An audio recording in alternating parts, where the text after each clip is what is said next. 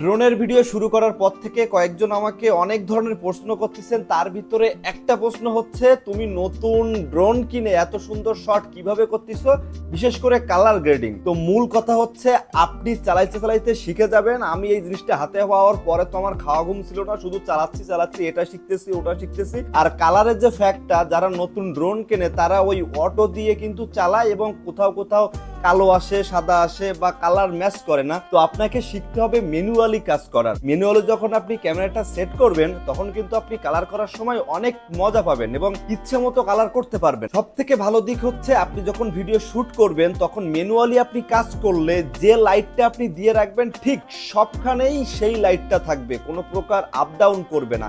এটাই মূল দিক। এটা যখন ঠিক করবেন তখন আপনার ড্রোন ফুটেজ এমনি ভালো হয়ে যাবে। আর সবার কিন্তু দামি ড্রোন কেনার সামর্থ্য থাকে না, যাদের থাকে সেটা অন্য কথা। বাট ড্রোনের ক্যামেরা আপনাকে প্রথমত ম্যানুয়ালি শুট করা শিখতে হবে, তাহলে আপনি যে কোনো কম দামিতেও ভালো একটা ফুটেজ পাবেন। তো আজকের মতো এ পর্যন্তই। এই ভিডিওটা খুব ছোট আমি বুঝতে পারতেছি, তারপরেও আমি আমার সকল কাজের ভিতরেও মানুষকে কিছু শেখানোর চেষ্টা করি। অনেকেই ইনবক্স করেন, সময় পাইলে উত্তর করি।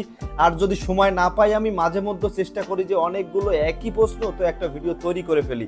বলে রাখা ভালো, আমার এই আইডিতে আমি সকল বিষয়ে কাজ করি বলে ভিউ হয় না, কখনো কখনো রিস্ক করে না। আপনারা সফল হওয়ার জন্য একটা নির্দিষ্ট নিশ বেছে নেবেন এবং সেটা থেকে কাজ করে যাবেন, একদিন সফল হবেন। Thank you so much, bye by.